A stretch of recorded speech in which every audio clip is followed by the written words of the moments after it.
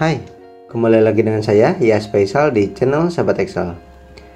Di video kali ini saya akan membahas rumus-rumus wajib yang kita mesti tahu dan kita mesti pahami supaya dalam menggunakan Excel kita bisa belajar atau kita bisa memakainya secara efektif. Baik itu untuk tugas sekolah atau tugas kuliah atau misalkan di pekerjaan, untuk bisnis juga kita bisa memakainya secara efektif.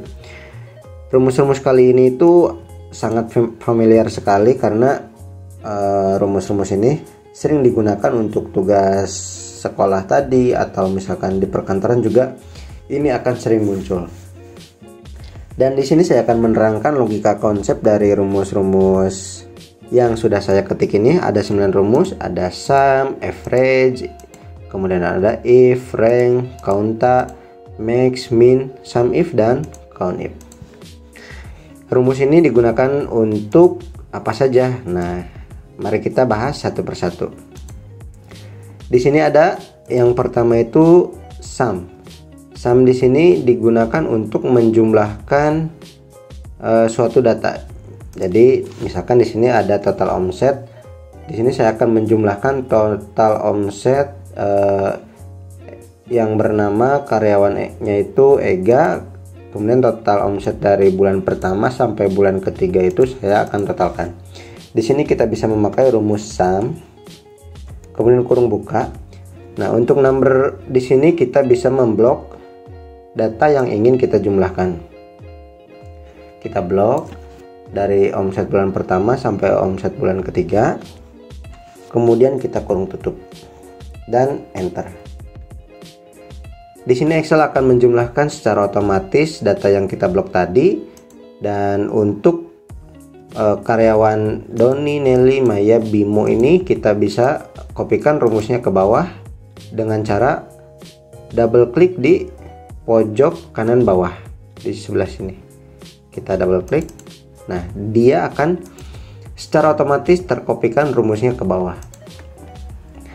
Jadi untuk yang Ega total omsetnya 25 juta, Doni 33 juta, Nelly 23 juta, dan seterusnya. Itu untuk rumus sum. Kita tandai saja. Nah, ini sudah kita bahas. Yang hijau sudah kita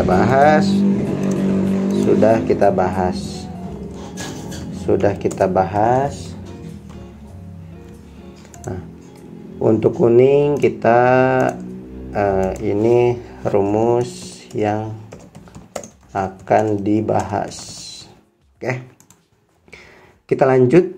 Yang kedua, rumus average. Rumus average ini digunakan untuk mencari nilai rata-rata dari sebuah data. Jadi di sini saya akan mencari nilai rata-rata omset dari Ega untuk omset bulan pertama sampai omset bulan ketiga. Nilai rata-ratanya kita bisa mengetikkan sama dengan kemudian average kurung buka. Nah, seperti tadi kita bisa blok data yang ingin kita rata-ratakan. Jadi dalam 3 bulan kita kurung tutup. Dalam 3 bulan rata-rata omset dari karyawan bernama Ega itu 8.333. Dan seperti biasa kita double klik rumusnya ke bawah supaya terkopikan. Nah, oke, cukup mudah bukan?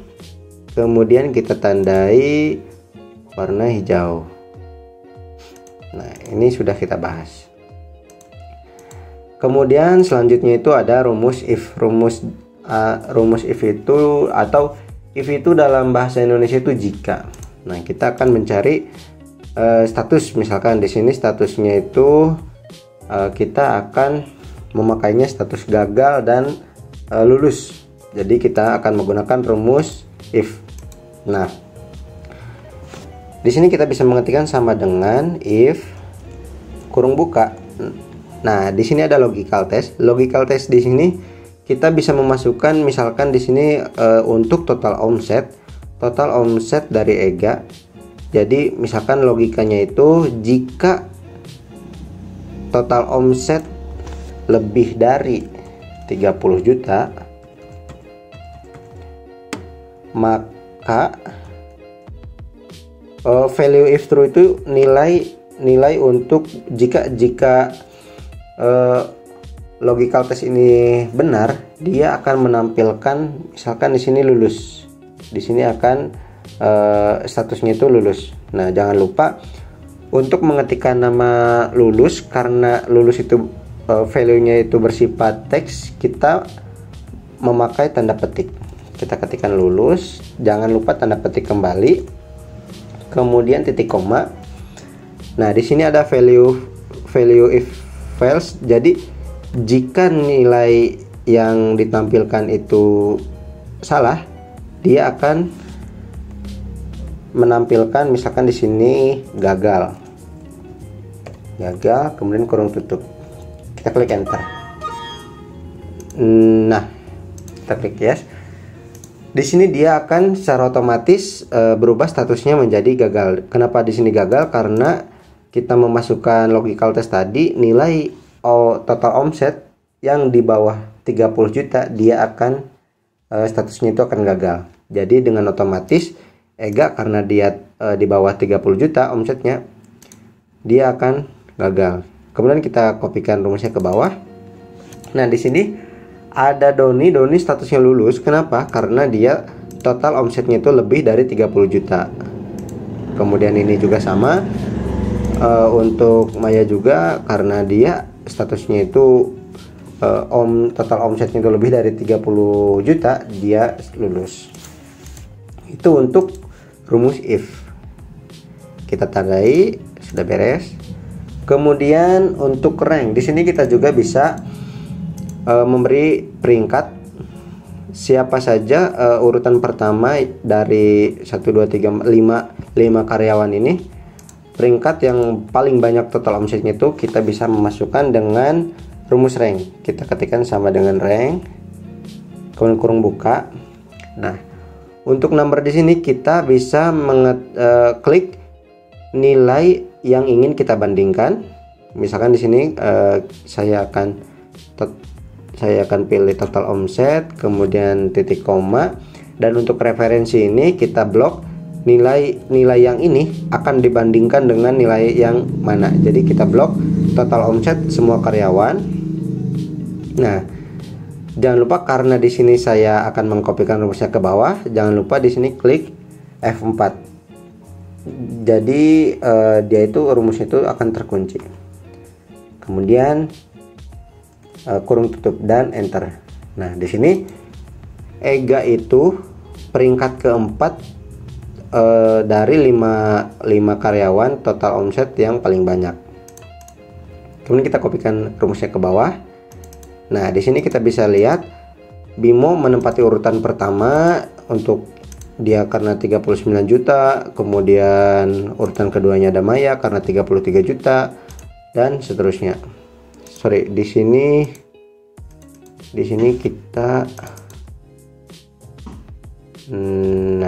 oh ya, di sini dia menampilkan nilai rank yang sama karena total omsetnya itu sama 33 juta. Kita rubah satu, misalkan di sini ada 11 juta. Nah, jadi urutannya jelas ya, ada 1 2 3 4 5. Tapi tadi juga ketika nilai yang duanya ada 2, jadi yang urutan ketiganya itu kita tidak bisa tentukan karena di sini ada 2, tapi urutan ketiganya itu dihilangkan dan langsung ke urutan keempat.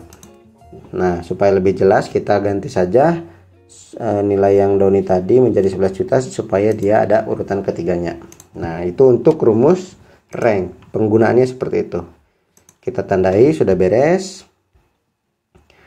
Nah, kemudian kita lanjut ke rumus kaunta. Kaunta di sini, misalkan di sini saya akan mencari banyaknya karyawan itu berapa orang. Nah, di sini kita bisa memakai rumus kaunta. Caranya itu sama dengan kaunta kurung buka. Nah, value-nya itu kita blok saja referensinya, kemudian kita tanda kurung tutup dan enter. Nah, kaunta di sini bisa diartikan sebagai dia dia menghitung jumlah sel yang ada isinya. Jadi misalkan kita blok, misalkan di sini kita hapus, kita blok dari sini sampai ke sini, karena di sini kan ada 6 sel. Ada sel A2, A3, A4, A5, A6, A7. Kemudian kita kurung tutup dan enter. Di sini dia akan menampilkan tetap 5 karena sel yang ada isinya itu ada 5. Tapi ketika kita mengisikan, misalkan di sini ada, anggap saja IAS, dia akan berubah menjadi 6. Nah, begitu ya. Itu rumus untuk kaunta. Cukup sederhana. Rumus kaunta sudah beres. Nah, kemudian selanjutnya itu rumus max. Di sini saya akan mencari omset paling tinggi dari karyawan, dari 5 karyawan ini. Omset paling tinggi itu berapa? Kita ketikkan saja sama dengan, kemudian kita masukkan rumusnya max, kurung buka. Nah, untuk di sini nomornya itu referensinya itu kita masukkan saja ini total omsetnya, total omset dari semua karyawan. Kemudian kita kurung tutup dan enter. Jadi omset paling tinggi dari 5 karyawan ini ada 39.250.000. Nah, yang ini ya. Ya, yang urutan pertama yang ini nama karyawannya itu Bimo. Itu penggunaan rumus max. Kemudian rumus paling rendah kita bisa memasukkan rumus min atau minimal. Sama dengan min, kemudian kurung buka. Seperti tadi, total omset kita blok dan kita kurung tutup. Itu cukup sederhana ya untuk max dan min. Kita cek paling rendah itu ada 23 juta. Siapa 23 juta itu? Oh ya, Nelly 23 juta. Dia ada urutan kelima ya, paling akhir. Itu rumus untuk min atau minimal. Sudah. Kemudian yang ke-8 ada sum if, jumlahkan jika. Nah, di sini saya akan menjumlahkan. Misalkan di sini ada jumlah omset karyawan. Ada jumlah omset karyawati. Jadi di sini saya akan menjumlahkan omset dari karyawan yang berstatus laki-laki ya, yang jadi kita bisa masukkan sama dengan sum if, jumlahkan jika, kemudian kurung buka. Untuk range di sini karena kita akan mencari omset karyawan, di sini kita bisa memakai yang ini untuk range-nya itu. Jadi kriterianya itu kita akan mencari yang laki-laki. Jadi kita blok kita blok kolom yang ada isi laki-laki dan perempuannya. Kemudian titik koma. Nah, untuk kriteria di sini karena kita akan mencari karyawan ya yang laki-laki, kita masukkan saja L. Nah, jangan lupa karena L di sini bersifatnya teks, kita masukkan tanda petik, kemudian L, tanda petik kembali, dan titik koma. Nah, sum range-nya di sini itu kita karena kita akan mencari jumlah omset. Nah, kita blok saja yang ini jumlah omsetnya. Kemudian kita kurung tutup dan enter. Nah, jadi jumlah omset untuk karyawan laki-laki ada 96.250. Mari kita cek, kita blok saja yang ini, kemudian yang ini. Tuh ada ya. 96.250.000. Nah, di sini juga sama, kita bisa memakai sum if untuk mencari karyawan perempuan atau karyawati. Sum if, kemudian kurung buka, range-nya itu masih sama. Kemudian titik koma. Nah, karena berstatus P, karena kita masukkan tanda petik P, kemudian tanda petik kembali. Dan untuk sum range-nya itu sama, total omset. Kemudian kita kurung tutup dan enter. Nah, itu untuk rumus sum if. Kita tandai saja, sudah beres. Nah, di sini ada banyaknya pegawai yang lulus. Banyaknya pegawai yang lulus itu ada, kalau kita lihat di tabel yang ini, ada 3 orang. Nah, ada 3 orang. Kita bisa masukkan sama dengan count if, kemudian kurung buka. Range-nya itu kita bisa langsung blok karena kita di sini akan mencari nilai yang lulus itu berapa orang, kita cari kolom yang ada lulusnya. Nah, di sini karena ada di kolom lulus itu ada di kolom status, kita blok yang ini, kemudian titik koma, dan kriterianya itu kita ketikkan lulus, tanda petik lulus, tanda petik kembali, kemudian kurung tutup dan enter. Nah, di sini jumlah karyawan yang lulus ada 3 orang. Untuk mengetahui apakah rumus ini sudah berfungsi, semua rumus ini sudah berfungsi, nah ini kita tandai dulu. Kita bisa mengeceknya, misalkan di sini kita tidak luluskan yang bernama Bimo ya, Bimo. Anggap di sini dia hanya di omset bulan ketiganya itu dia hanya 5 juta. Nah, dia dari urutan pertama akan menjadi keberapa? Kita klik enter. Nah, di sini dia akan berubah menjadi urutannya itu urutan ketiga dan statusnya itu dia akan menjadi gagal. Dan di sini juga banyaknya pegawai yang lulus akan berkurang menjadi 2 orang. Oke, itu dia, cukup mudah bukan untuk pemakaian 9 rumus yang ini. Kurang lebih itu untuk tutorial kali ini, semoga berguna untuk sahabat Excel semua. Kalau suka konten seperti ini jangan lupa klik like, dan kalau ada pertanyaan atau ide yang lain bisa tulis di komentar. Dan jika teman-teman suka konten seperti ini jangan lupa klik subscribe supaya tidak ketinggalan tutorial Excel yang lainnya. Oke, terima kasih.